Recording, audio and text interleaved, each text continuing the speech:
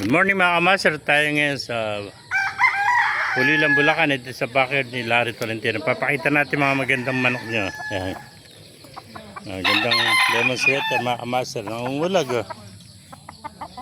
Ayan. Hindi natin malapitan at baka mapaluka tayo. Nasa kuha na ito mga kamaster, 11 months yan.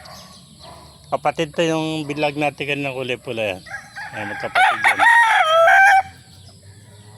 Pero yung mga kamaster, nagkasakit din kamukha nung manok natin si Pacquiao. Kaya lang ito naka-recover.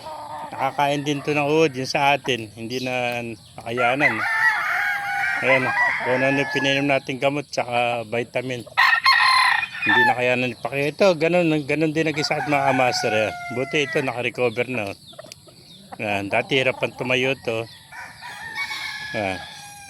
Marami din kasing higat dito kaya pinutol ng mga puno. Yung higat pala, delikado sa tandang. Yan mga kamaster.